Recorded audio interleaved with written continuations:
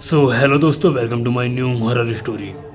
दोस्तों, आपने भूत की कहानियाँ तो बहुत ज़्यादा सुनी होंगी, लेकिन आज मैं आपको सुनाता हूँ एक ऐसी स्टोरी जिसके हर शब्द में इतना डर बैठा हुआ है कि मैं दावे के साथ कहता हूँ कि आपके रोंगटे खड़े हो जाएंगे। दोस्तों, कमज़ोर दिल वाले ना सुने इसको। अगर सुनते हैं तो अपनी जिम्मेदारी पर सुने। दोस्तों, ये वीडियो केवल मनोरंजन के उद्देश्य पर बनाई गई है, कृपया इसको गंभीरता से ना लें। दोस्तों, ये स्टोरी एक एआई की मदद से ली गई है। तो चलते हैं दोस्तों, स्टार्ट करते हैं वीडियो। कहानी का नाम भूल भुलैया जंगल का श्राप। यह कहानी भोपाल के पास स्थित घने जंगलों की है, जहां कई दशकों से अजीब घटनाएं होती आ रही है। कहानी के मुख्य पात्र देव, राहुल और विक्रम है, जो दोस्तों का एक समूह है। ये तीनों अपने साहसी स्वभाव और रहस्यमय स्थानों की खोज के लिए प्रसिद्ध है। भोपाल शहर के पास के एक छोटे से गांव रुद्रपुर में लोग एक घने जंगल से डरते हैं। कहते हैं जंगल के अंदर जाना मौत को बुलाने जैसा है। लेकिन देव, राहुल और विक्रम के लिए यह जंगल महज एक एडवेंचर स्पॉट था। देव एक तर्कशील और बहादुर युवक था, जो किसी भी डर को चुनौती मानता। राहुल मजाकिया स्वभाव का था, लेकिन अंदर से थोड़ा डरपोक। विक्रम एक गंभीर और शांत व्यक्ति था, जिसे अजीबोगरीब कहानियों में गहरी दिलचस्पी थी। तीनों को जंगल के बारे में एक स्थानीय किस्सा सुनने को मिला, जिसमें कहा गया था कि जंगल में एक अघोरी साधु की आत्मा भटकती है। अध्याय 2, जंगल में जाने की योजना। गांव के लोग देव और उसके दोस्तों को जंगल में न जाने की सलाह देते हैं। एक बूढ़े किसान ने उन्हें चेताया, जंगल के अंदर मत जाओ। वहां जो गया वह कभी लौटकर नहीं आया। वह जंगल श्रापित है। लेकिन देव ने इसे अंधविश्वास मानते हुए अनदेखा कर दिया। तीनों दोस्तों ने जंगल में एक रात बिताने की योजना बनाई। जंगल का पहला अनुभव। जंगल में घुसते ही चारों तरफ सन्नाटा था। हवा में एक अजीब सी ठंडक और भय का एहसास था। राहुल ने मजाक में कहा, कहीं वो अघोरी हमें देखकर डरेगा तो नहीं। लेकिन जैसे ही उसने ये कहा, जंगल में सरसराहट होने लगी। देव ने कहा, डरने की कोई बात नहीं, ये सब हमारे दिमाग का खेल है। लेकिन धीरे धीरे अजीब घटनाएं शुरू हो गई। विक्रम ने महसूस किया कि कोई छाया उनके पीछे चल रही थी, लेकिन जब उसने पलट कर देखा तो कुछ भी नहीं था। अध्याय 4, रहस्यमयी मंदिर। जंगल के अंदर उन्हें एक पुराना खंडहर नुमा मंदिर दिखाई दिया। मंदिर के चारों ओर टूटे हुए पत्थर, काले रंग की मूर्तियां और कुछ जानवरों की खोपड़ियां पड़ी थी। जैसे ही वे मंदिर के अंदर गए, एक भयानक चीख सुनाई दी। मंदिर की दीवारों पर खून से लथपथ अजीब प्रतीक बने थे। देव ने दीवारों को छूते हुए कहा, लगता है यह मंदिर किसी काले जादू के लिए इस्तेमाल किया गया होगा। तभी राहुल ने देखा कि एक कोने में राख और कुछ अस्थियां पड़ी थी। अध्याय 5, साधु का श्राप। जैसे ही वे मंदिर से बाहर निकले, एक अजीब सी तेज हवा चलने लगी। तीनों ने महसूस किया कि जंगल का माहौल अचानक बदल गया है। तभी एक भारी गूंजती हुई आवाज आई, तुमने मेरे स्थान को अपवित्र किया है। अब तुम इस जंगल से कभी बाहर नहीं जा सकोगे। अध्याय 6 से पंपित। संघर्ष, रहस्य और डरावनी घटनाएं। इसके बाद कहानी में लगातार भयानक घटनाएं होती हैं। जंगल के पेड़ अचानक चलने लगते हैं। तीनों दोस्तों को अलग अलग दिशाओं में खींच लिया जाता है। देव को एक झरने के पास किसी ने धक्का दिया, जहां उसे एक रहस्यमय किताब मिली। किताब में लिखा था कि यह जंगल कालवन कहलाता है और यह साधु के श्राप के कारण श्रापित है। राहुल एक गुफा में फंस गया, जहां उसे अजीब सी आवाजें सुनाई देती रहीं।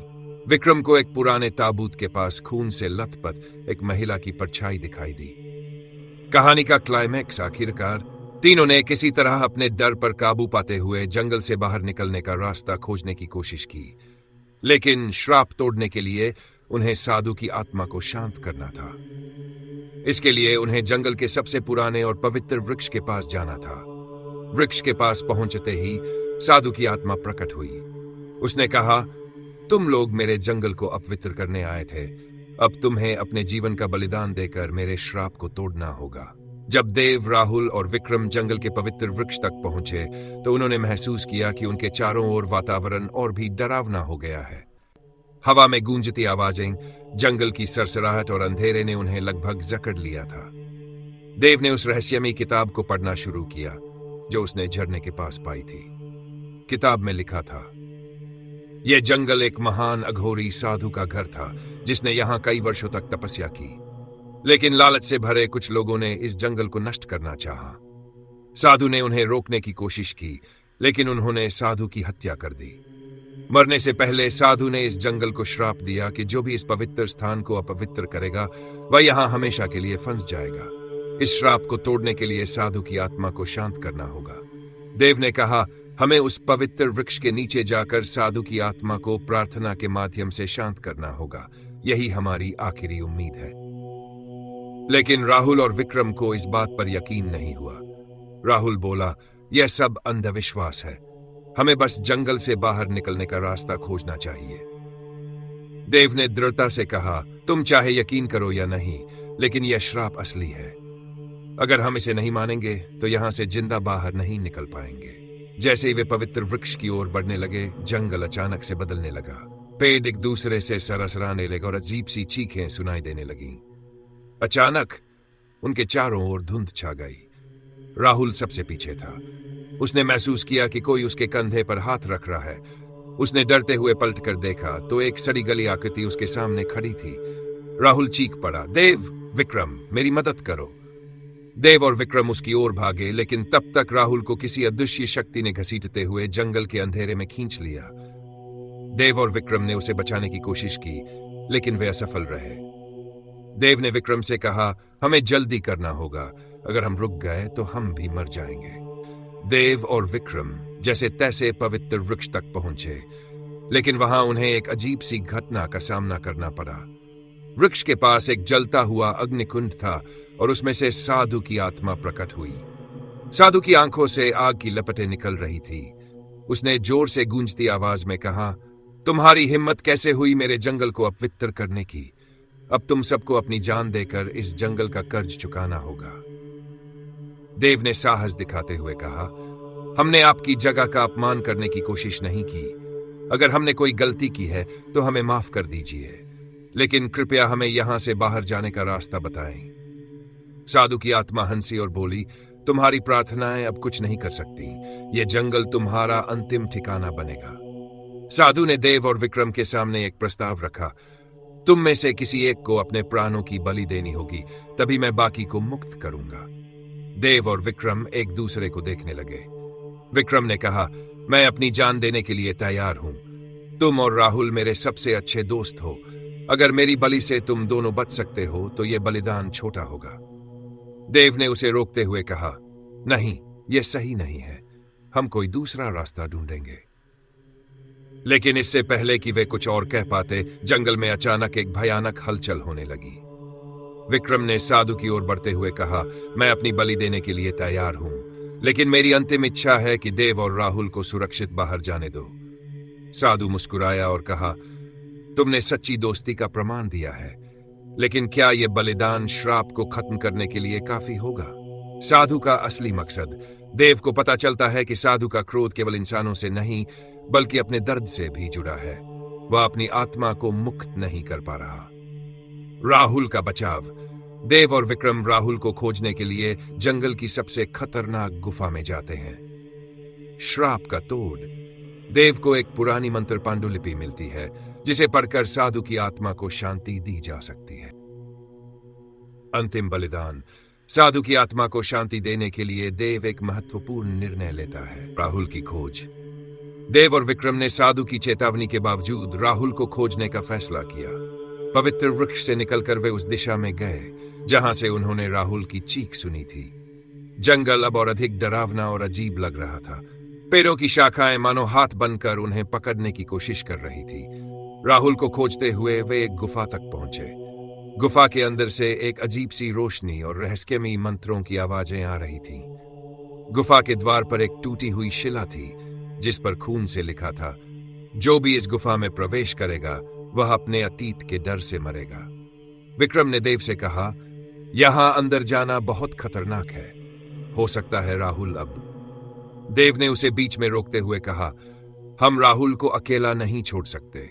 अगर वह जिंदा है तो हमें उसे बचाना ही होगा। गुफा के अंदर अंधेरा और सन्नाटा था। दोनों ने महसूस किया कि जैसे वे किसी दूसरी ही दुनिया में प्रवेश कर रहे हों। अचानक गुफा की दीवारों पर अजीब सी परछाइयां उभरने लगीं। वे दोनों अपने अपने अतीत के सबसे डरावने पलों को देखने लगे। देव का अतीत। देव ने देखा कि वह एक छोटे बच्चे के रूप में खड़ा है और उसकी मां एक बुरी दुर्घटना में मारी जा रही है। देव उस वक्त अपनी मां को बचाने में असमर्थ था। यह दृश्य देखकर उसकी आंखों में आंसू आ गए। विक्रम का अतीत। विक्रम ने देखा कि वह अपने छोटे भाई के साथ खेल रहा है। उसका भाई नदी में गिरकर डूब रहा है और विक्रम उसे बचा नहीं पाता। यह दृश्य देखकर विक्रम घुटनों पर बैठ गया। देव ने विक्रम को उठाते हुए कहा, यह सब हमारे दिमाग के खेल हैं। अगर हम इनसे डर गए तो हम यहीं खत्म हो जाएंगे।